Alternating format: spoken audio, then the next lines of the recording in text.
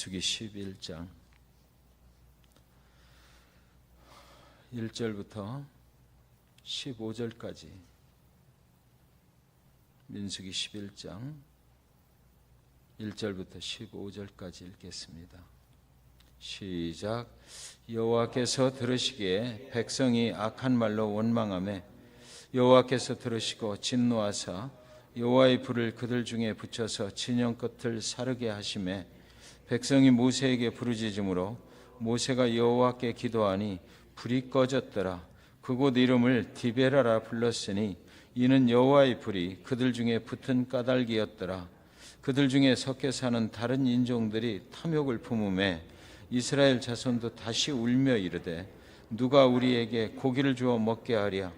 우리가 애굽에 있을 때에는 값없이 생선과 오이와 참외와 부추와 파와 마늘들을 먹은 것이 생각나거늘 이제는 우리의 기력이 다하여 이 만나 외에는 보이는 것이 아무것도 없도다 하니 만나는 가시와 같고 모양은 진주와 같은 것이라. 백성이 두루 다니며 그것을 거두어 맷돌에 갈기도 하며 절구에 찢기도 하고 가마에 삶기도 하여 과자를 만들었으니 그 맛이 기름 섞은 과자 맛 같았더라. 밤에 이슬이 진영에 내릴 때에 만나도 함께 내렸더라. 백성의 온 종족들이 각기 자기 장막문에서 우는 것을 모세가 들으니라. 이러므로 여호와의 진노가 심히 크고 모세도 기뻐하지 아니하여 모세가 여호와께 여짜오되 어찌하여 주께서 종을 괴롭게 하시나이까? 어찌하여 내게 주의 목전에서 은혜를 입게 아니하시고 이 모든 백성을 내게 맡기사 내가 그 짐을 지게 하시나이까? 이 모든 백성을 내가 배었나이까? 내가 그들을 낳았나이까? 어찌 주께서 내게 양육하는 아버지가 젖 먹는 아이를 품듯 그들을 품에 품고 주께서 그들의 열조에게 맹세하신 땅으로 가라 하시나이까? 이 모든 백성에게 줄 고기를 내가 어디서 얻으리이까? 그들이 나를 향하여 울며 이르되 우리에게 고기를 주어 먹게 하라 하온즉 책임이 심히 중하여 나 혼자는 이 모든 백성을 감당할 수 없나이다. 주께서 내게 이같이 행하실진대 구하옵나니 내게 은혜를 베푸사 즉시 나를 죽여 내가 고난당함을 내가 보지 않게 하옵소서. 아멘. 은혜를 입으면 입에서 나오는 말이 달라집니다 라는 제목으로 함께 은혜를 나누도록 하겠습니다. 하나님을 원망해 보신 적이 있으신가요?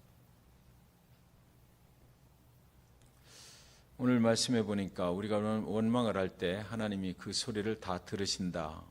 이렇게 오늘 말씀은 시작을 합니다. 우리가 하나님을 원망할 때 있죠. 언제 원망을 하게 됩니까?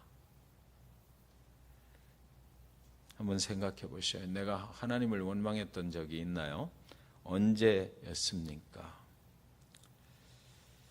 그동안은 계속해서 여호와께서 모세에게 명령을 하시면 모세가 또 백성들에게 여호와께서 이렇게 말씀하셨다. 그러면 이스라엘 백성들은 다 준행하였더라. 모세의 말을 따라서 다 준행하였더라. 순종했다라는 것이죠. 그런데 오늘 11장 1절은 이렇게 시작해요. 여호와께서 들으시기에 백성이 악한 말로 원망하며 여호와께서 들으시고 진노하사 여호와의 불을 그들 중에 붙여서 진영 끝을 사르게 하시매.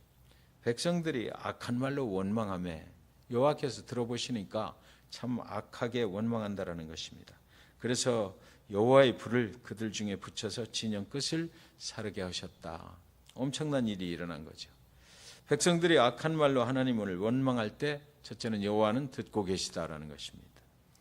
여호와는 백성들에게 명령만 하시는 하나님이 아니라 백성들의 말을 다 듣고 계시는 하나님이시다라는 거예요. 우리가 하나님을 불평하고 원망할 때 하나님은 들으십니다. 그리고 진노하십니다. 여호와의 진노의 불이 진영 끝을 태웠다. 진영 끝은 그 이스라엘 백성들이 성막을 중심으로 이렇게 진영을 형성해서 살아가지 않습니까? 광야, 그 밖에는 광야죠. 그 사이를 말하는 것입니다. 분리되는 선이죠. 그곳에 하나님의 불이 쫙 하고 붙어버리는 것입니다. 그때 이스라엘 백성들은 얼마나 두려웠을까 가히 상상이 됩니다. 그렇다면 왜 하나님이 진노하신 것인가요? 이스라엘 백성들이 하나님의 특별한 은혜를 입어서 광야로 나왔잖아요. 구원을 받은 것입니다. 그 긴 노예 생활에서 해방이 된 것이에요. 그래서 지금은 약속하신 축복의 땅으로 가고 있는 것입니다. 새벽마다 하늘에서 이슬 같은 만나가 내려요. 백성들은 기적같이 내리는 이 만나가 얼마나 감사했을까 가히 상상이 됩니다. 그런데 그렇게 감사하던 것이 얼마 시간이 지나니까 좀 변하기 시작했어요. 광야로 나온 지 한 1년쯤 되었을까요? 지난 1년 동안 계속해서 하루도 빠짐없이 만나만 먹고 있는 거죠. 물론 이 만나를 가지고 몇 가지의 또 다른 음식도 같이 조리해서 먹었을 수도 있습니다. 빻아서 찧어서 먹기도 하고 또 다른 음식을 또 만들어서 먹었을 수도 있어요. 만나 피자를 만들었을 수도 있을 것입니다. 만나 파스타도 어쩌면 한번 시도해 보았을 수도 있습니다. 그러나 다른 요리를 해 먹어도 만나는 만나죠. 피자를 만들어 먹어도 만나 피자고 파스타를 만들어 먹어도 만나 파스타인 것입니다. 그래서 이들의 원망과 불평이 시작이 됐던 거예요. 고기 좀 먹었으면 좋겠다는 것입니다. 다른 음식 좀 먹었으면 좋겠다. 한번 생각해 보십시오. 우리도 역시 마찬가지 아니겠습니까? 우리가 1년 동안 만나만 먹었다면 우리도 그렇지 않겠어요? 매일같이 똑같은 음식만 먹는다는 게 그게 어디 쉬운 일입니까? 질렸다라는 것이죠. 질렸다. 보기만 해도 징그럽다 이거죠. 그래서 그들은 이제 과거가 더 좋았다라는 생각을 하게 됩니다. 애굽에 있을 때가 더 좋았는데 이런 생각들을 하게 된 거예요. 그래서 5절에 보면 우리가 애굽에 있을 때에는 값없이 생선과 오이와 참외와 부추와 파와 마늘들을 먹은 것이 생각나거늘. 이들은 옛날이 생각났어요. 애굽에서는 노예로 살았지만 지금은 그 과거 노예 생활이 더 좋았다는 생각이 드는 것입니다. 마치 우리들이 오늘 좀 지루하면 옛날이 더 좋았다고 생각이 드는 것처럼 말입니다. 그러나 그렇다고 해서 여러분 생각해 보십시오. 지금 하나님이 막 불을 내렸잖아요. 그 사람들이 그렇게 좀 원망을 한다고 그래서 하나님이 불까지 내리면서 이 정도로 진노를 하실 필요가 있었나라는 생각이 듭니다. 그렇지 않나요? 그럴 수 있잖아요. 좀 고기와 신선한 채소 좀 먹고 싶다고 그러는데 하나님이 진노하셔서 그들을 다 태워 죽일 것처럼 하늘에서 불까지 내리실 필요가 있었겠는가? 하나님은 왜 그러신 겁니까? 너무 잔인한 방법 아닌가요? 그런데 여러분, 우리가 여기서 중요하게 생각해야 될 것이 있는데 그들의 말이 정말 진실일까라는 거죠. 애굽에 있을 때 그들이 지금 5절에 보시면 우리가 애굽에 있을 때에는 값없이라는 단어가 적혀 있거든요. 애굽에 있을 때 그들이 정말 값없이 그런 것들을 먹었나요? 그들은 노예였잖아요. 어찌 값없이 생선과 오이와 참외와 부추와 마늘을 먹었겠느냐고요. 거짓말을 하고 있는 거죠, 사실은. 노예가 노역을 한 대가로 얻어먹고 살았지 애굽의 바로가 노역을 시키지 않고 값없이 먹여줄 리가 있습니까? 이것은 진실은 아니고요. 지금 1년 동안 먹는 만나가 질려서 부풀려서 한 말인 것입니다. 결국 하나님이 too boring 하다는 거예요. 계속해서 하나님의 인도함만 받고 있으니까 옛날 바로하고 같이 있을 때 생각이 난다라는 거죠. 그리고 진짜 진노의 불을 내린 이유는 더 심각한 이유 때문이었던 것입니다. 여기 4절에 보시면 4절을 읽어봅시다. 같이 읽습니다. 시작. 그들 중에 섞여 사는 다른 인종들이 탐욕을 품음에 이스라엘 자손도 다시 울며 이르되 누가 우리에게 고기를 주어 먹게 하리야. 여러분, 이 원망의 근거가 어디서 왔느냐면 그들 중에 섞여 사는 다른 인종들이 시작을 했다라는 것입니다. 그들이 욕심을 내 가지고 다른 걸 먹고 싶어 했기 때문에 이스라엘 백성들에게 그 원망과 불평이 전염이 됐다라는 거예요. 그렇다면 여기서 말하는 그들 중에 섞여 사는 다른 인종들은 누구인가를 알 필요가 있죠. 이스라엘이 애굽에서 나올 때요, 순수하게 이스라엘 백성들만 나온 건 아니죠. 그 애굽 땅에 살던 사람들이 함께 따라 나온 사람들이 있었어요. 오늘 본문에는 그들 중에라는 단어가 많이 나오는데 그들은 하나님의 백성들이 이제 주류이죠. 주류는 주류인데 그들 중에는 여러분 하나님을 믿지 않는 사람들도 함께 하고 있었다라는 것이죠. 애굽에서 우상을 섬기는 사람들이 언격결에 막 따라 나온 사람들이 있었어요.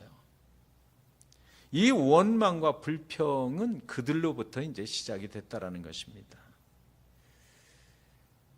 그런데요, 문제는 이스라엘 백성들을 따라 나온 애굽 사람들이 문제가 되는 건 사실은 아니에요. 문제는 이스라엘을 따라 나온 애굽 사람들의 영향을 받고 있다는 게 문제죠. 그래서 그냥 그들이 그러니까 우리도 같이 하나님을 원망하는 대열에 서버리는 거, 이게 문제인 거예요. 거룩한 하나님의 백성들이 우상을 섬기는 세상의 사람들을 따라가고 있다. 이것이 문제인 거죠. 그들 중에 섞여 있는이라는 말은 하나님의 백성들이 하나님을 믿지 않는 사람들에게 영향을 받아서 같이 하나님을 원망하고 있다는 것입니다.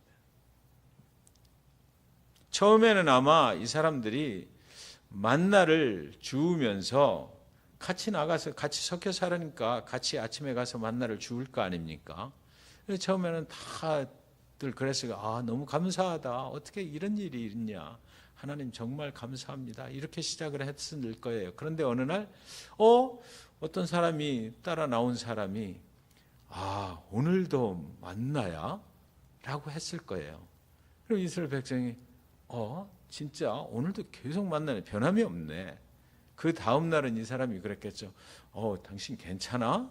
라고 했을 거예요. 그래서 또 이스라엘 백성이 생각했겠죠. 내가 진짜 이게 만나면 계속 먹게 되네. 그 다음 날은 또 그 사람이 그렇게 얘기했을 겁니다. 다른 거 먹고 싶지 않아? 이게 자꾸 번져가는 거죠. 교회도 그렇죠. 믿지 않는 사람들이 그냥 말 한마디 던지는 게 그게 영향을 받기 시작하면, 영적인 분별력이 없으면, 그게 구분이 안 되면 그게 따라가게 돼 있어요. 진짜 목사님 왜 저래? 좀 설교 좀 은혜스럽게 하면 안 되나? 맨날 똑같아요. 어떻게? 우리 교회가 좀 생명력을 잃은 것 같지 않아? 이런 소리들을 사실은 믿음이 없는 사람들이 하는 거예요. 물론 목사에게도 문제가 있겠죠. 근데 그것을 다른 사람들 앞에서 은근히 던져버리는 이 한마디가, 제가 잭슨빌에서 그 사람들 거기는 교회 다니면서 그 골프들을 엄청 쳐요. 그럼 골프 치고 나면 다 또 맥주 한잔 하잖아요. 레스토랑에 가보면 신앙인들이 거기 교인들이 다 앉아가지고, 믿음 좋은 사람들은 안 마셔요. 근데 거기서 섞여 있잖아요. 안 믿는 사람들하고 골프장에 가면 섞여 있다고요. 그리고 나서 그런 사람들이 거기서 식사하면서 물어보는 거죠. 교회는 좀 어때? 그랬을 때 우리 집사님들이 거기서 제가 그 좋은 얘기를 해야 된다라고 맨날 얘기했어요. 우리 교회는 진짜 은혜스러워. 진짜 목사님도 훌륭하시고 정말 좋아. 왜들 교회를 안 나오는지 모르겠어. 이렇게 얘기를 하면 되잖아요. 설령 그렇지 못해도 신앙인들은 그렇게 얘기를 해야 되는 거예요. 전도 차원에서도 그렇게 해야죠. 근데 요즘 교회는 어때? 그렇게 물어보면 뭘 물어봐. 그걸 뭘 굳이 또 말을 해야 돼? 이렇게 되는 거예요. 이게. 우리가 믿음이 없는 사람들한테 영향을 받으면 안 되죠. 내 믿음은 내가 지켜야 되는 것입니다. 거룩한 하나님의 공동체, 거룩한 하나님의 성도들은 세상과 구별된 사람들이거든요. 세상과 구별된 공동체예요. 오늘날도 교회의 어려움 중에 이런 어려움이 참 많이 있는 것입니다. 하나님의 백성들이 자신의 정체성에 혼돈이 오는 거죠. 이렇게 되면은 그 정체성을 잃어버리고 외부에서 들어온 사람들이 믿음이 있는지 아닌지 알지도 못하고 영향을 받아서 교회가 혼란스러워지는 것입니다. 여러분, 제가 오늘 아침에 분명한 키를 하나 드릴게요. 다른 거 다 볼 거 없어요. 예배에 진실하게 참여하는지만 보면 그 사람의 믿음이 있는지 없는지는 드러납니다. 그 사람들이 주장하는 것을 볼 것이 아니라 그 사람이 하나님을 정말 진실하게 섬기며 예배하는 사람인지 아닌지 그것만 보면 저 사람이 믿음의 사람인지 아닌지가 드러나는 거예요. 주일날 골프장에 가지 않고 예배를 드리는지만 보면 돼요. 주일날 놀러 가지 않고 예배에 나오는지 그것만 보면 된다고요. 예배는 뭡니까? 구원의 은혜에 감사함으로 드리는 것이잖아요. 정말 그 사람이 예배를 진실하게 드리고 있는지 아니면 예배를 구경하는지만 보면 알 수 있어요. 드리는 사람은 원망하거나 불평하지 않아요. 그렇죠? 내 삶을 주님께 드린 사람은 원망하거나 불평하지 않아요. 설령 잘못되었다라는 생각이 들면 그걸 고쳐서 나가려고 그거 놓고 기도하고 권면하고 함께 고쳐나갑시다 이렇게 말하지. 그래서 원망하는 것은 뭡니까? 원망하고 불평하는 것은 제3자의 입장에서 오는 거잖아요. 거기에 서 있는 사람들이 오는 거예요. 손님처럼 구경 나온 사람이 원망하고 불평하고 그러는 거죠. 고기를 먹고 싶다라고 해요. 여기는 고기가 없다라는 것입니다. 저도 그런 소리 많이 들었어요. 여기는 왜 찬양을 그렇게 하느냐라는 거죠. 여기는 왜 우리 교회 자체적으로 선교를 안 하느냐라는 거예요. 왜 주보에 선교지가 기록이 안 돼 있느냐라는 거죠. 여기는 왜 성경 공부를 그걸 안 하느냐는 거예요. 어떤 사람은 다른 교회에서 와가지고 그러더라고요. 왜 이 교회는 설교 끝나고 그 축복송을 파송의 노래를 안 부르느냐. 파송의 노래는 그게 있거든요. 그거 뭐죠? 어떻게 생겼더라? 그런 찬양이 있어요. 자기가 다니던 교회에서는 꼭 그거를 불렀다는 거예요. 끝날 때는.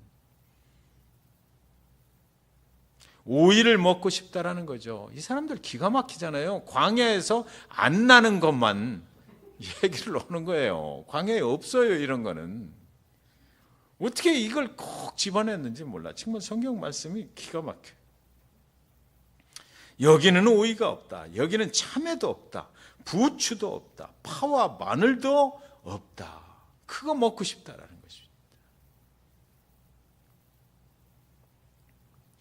여기는 참외와 부추와 마늘이 없다. 내가 살던 애굽에는 있었는데 여기는 없다라는 것입니다. 그런데 그것이 왜 문제가 됩니까? 애굽에 있을 때 정말 값없이 먹고 살 수 있었나요? 그게 아닌데 이 사람들은 거기서는 거저 그냥 먹은 것처럼 얘기하잖아요. 노예가 어떻게 그런 것들을 노역하지 않고 먹을 수 있었겠습니까? 사실 거기 따라 나온 사람들도 그 애굽에서 아마 풍족하게 잘 살고 있었던 사람들은 아닐 거예요. 그러니까 여기 막 따라붙어서 나온 거죠. 여기 우리가 성경에서 중요하게 볼 것은 왜 저자는 하필 그 많은 단어 중에 값없이라는 단어를 여기다 기록을 했을까라는 겁니다. 하나님의 영에 감동함을 입어서 성경이 쓰여졌는데 하나님의 영에 감동함을 입은 저자가 하필이면 값없이라는 단어를 왜 여기 썼느냐 말이죠. 그들이 하나님을 원망하게 된 근본 이유가 바로 값없이 주신 구원의 은혜를 망각했기 때문이다라는 겁니다. 여러분 요즘에는요, 옛날에는 그랬죠. 옛날에 뭐 70년대까지만 해도 교회에서 그런 소리를 많이 했어요. 목사가 자기를 타겟으로 설교를 한다. 제가 목회해 보니까 그럴 정신이 없어요, 목사는. 성도님들 한 명 한 명 물론 나중에 다 걸러요. 아, 이 말은 성도님들한테는 사실은 좀 그렇겠다 싶은 거는 뺍니다. 원고를 최종 정리를 할 때. 그게 설교자의 태도죠. 그렇게 하는데 그러고 뭐 하나님의 말씀을 증거하면서 우리 성도님들 한 명 한 명을 다 생각해 보면서 이 사람한테 걸리겠네, 이 사람한테 걸리겠네, 이거 못해요. 그럴 정신도 없고 시간도 없어요. 설교 한 편을 준비하는데 보통 우리 A4지 13페이지 정도를 써야 되거든요. 그래야 35분 설교가 나가요. 그 13페이지를 뭐 몇 달 전부터 준비를 하기로도 하고 어떤 때는 뭐 바쁘고 그러면 뭐 일주일 안에 그걸 완성을 해야 되잖아요. 근데 뭐 성도님 한 분 한 분에게 이게 걸릴까 이 생각까지 할 시간적 여유가 사실은 별로 없다고요. 그리고 성도님들하고 시간이 오랫동안 뭐 9년 10년 같이 이렇게 목회를 했다면 혹시 그런 생각이 막 들 수도 있어요. 근데 저 같은 경우는 사실은 그렇게 성도님들 개인 사정을 잘 알 수도 없고 그런 가운데 있잖아요. 70년대 제가 뭐 신앙생활을 해보니까 그때는 그런 소리들을 많이 했어요. 근데 여러분 요즘은 어떻게 해야 되는지 아셔요? 목사가 본문 말씀을 잘못 해석하는 거 아니야. 저건 틀린 거잖아. 이렇게 얘기를 해야 돼요. 그래야 목회자하고 얘기가 돼요. 어쩌다 나와서 목사가 나한테 뭐 타겟으로 하네. 그거는 누구든지 어쩌다 나오면 다 걸리지 하나님의 말씀에 안 걸리는 사람이 누가 있겠어요. 죄송한 여러분들, 그거는 우리 교회가 앞으로 그런 방향으로 갔으면 좋겠어요. 목회자가 설교를 할 때 그 설교의 본문 내용이 잘못 해석하는 거 아니야? 저거는 아니잖아 라고 이 정도 수준에 있어야 요즘은 목회자하고 얘기가 돼요. 그래서 우리는 하나님의 말씀을 깊이 볼 수가 있는 것입니다. 이 원망과 불평이라는 것이 어디서 나와요? 은혜를 망각했기 때문이죠. 그동안 하나님께서 베풀어 주신 그 은혜를 망각했기 때문에 이때부터 원망과 불평이 나오기 시작하는 거예요. 하나님께서 당신을 여기까지 인도하셨고 그 홍해를 갈라주시고 뭐 그 맑은 물을 주셨고 생명수를 주셨고 죽을 수밖에 없는 전갈이 막 판을 왔다 갔다 하는 그곳에서 그 생명을 보호해 주시고 아침마다 내려주시는 그 만나가 더 이상 감사하지 않게 느껴질 때, 그 은혜를 잊어버렸을 때부터 원망과 불평이 생기는 거죠. 이런 찬양이 있잖아요. 한량 없는 은혜, 갚을 길 없는 은혜. 내 삶을 애워 사는 하나님의 은혜. 이 찬양 한번 불러봤으면 좋겠어요. 하나님을 저도 여러분도 원망해 보신 적이 있잖아요. 그때 우리는 하나님이 우리를 구원해 주신 은혜를 잊어버리고 있었구나, 그 생각을 하게 되는 것입니다. 오늘도 그 은혜로 여기까지 살고 있음을 감사하기보다 그것을 잊어버리면 우리 안에서 원망과 불평이 나와요. 사실은 하나님이 아니면 이렇게 살 수 없었잖아요. 하나님의 은혜가 아니면 이만큼 건강하지도 이만큼도 살 수 없었을지도 모릅니다. 그런데 하나님이 붙잡아 주시고 은혜를 베풀어 주셔서 나 같은 사람도 이렇게 살 수 있게 된 것 아닌가요? 그것을 아는 사람은 겸손하게 감사하며 살아가게 되는 것이죠. 구원의 은혜는 감사하게 됩니다. 그러나 잃어버린 은혜는 원망하게 합니다. 은혜를 잃어버리면 주신 것만 보이고 주신 분이 보이지 않아요. 은혜를 잃어버리면 현재의 고난만 보이고 장차 올 축복이 보이질 않아요. 다행스럽게도 하나님의 진노의 불이 진영의 변두리만 불살랐다, 이렇게 되어 있거든요. 지금 이것은 하나님께서 백성들을 위하여 자신의 진노를 억누르신 거죠. 만일 그 불이 진영 복판에 떨어졌다면, 만일 많은 사람이 죽임을 당해야만 했을 것입니다.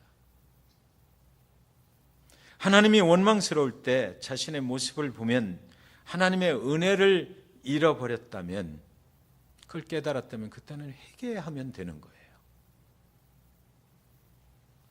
사람은 죽지 않고 그 진영 선 밖에만 불이 쫙 돌아요. 그걸 보고 회개할 수 있으면 되는 거죠.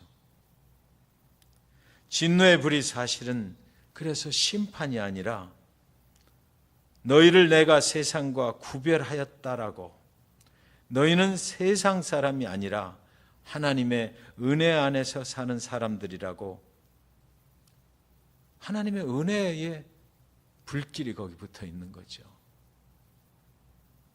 그것은 진노의 불이 아니라 은혜의 불이었던 것입니다. 공동체는요, 외부의 공격에는 쉽게 무너지지 않더라고요. 공동체가 무너지는 것은 내부의 분열이 올 때 무너져요. 교회도 보면 외부에서 믿지 않는 사람들이 막 교회를 핍박하고 이러면 그때는 안에서 똘똘 뭉쳐. 그래서 막 승리하면서 나가요. 근데 내부에서 이런 원망과 불평이 나오기 시작하고 이러면 그때는 정말 힘들어지는 거예요. 내부적인 불만과 원망은 공동체의 균열에 옵니다. 때로는 회복할 수 없는 정도의 파괴를 가져와요. 갈등과 불만이 아주 없을 수는 없지만 정말 중요한 것은 뭐냐면 갈등과 불만이 있을 때 그것을 해결하기 위해서 우리가 두 가지 꼭 해야 될 일이 있다라는 것입니다. 오늘 본문에서 그렇게 이야기하고 있어요. 첫째는 구원의 은혜를 회복하는 것입니다. 교회는 은혜의 공동체잖아요. 구원의 확신이나 구원의 은혜를 잃어버린 사람들에 의해서 교회가 흔들리지 말아야 합니다. 모세의 기도가 뭡니까? 15절에 보시면 내게 은혜를 베푸사, 자기는 감당할 수가 없다라는 것입니다. 차라리 내가 죽었으면 좋겠어요 라고 하면서 나를 죽이는데 은혜를 베풀어 주셔서 죽여달라고 기도를 해요. 은혜로 넘어갈 수 있도록 해달라는 기도죠. 그리고 두 번째는 모세가 하나님께 백성들을 살려달라고 중보 기도를 해요. 하나님의 진노가 멈추었던 것처럼 교회의 지도자들이 중보하며 기도해야 합니다. 여러분, 교회에 어떤 갈등이 오면요, 지도자들이 정말 중요하잖아요.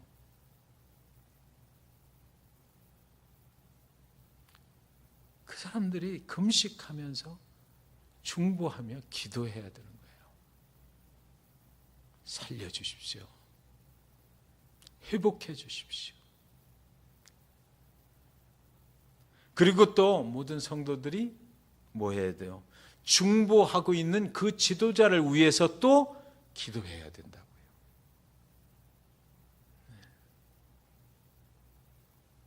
그래서 오늘 말씀 속에서 은혜 아니면 우리는 살 수가 없죠.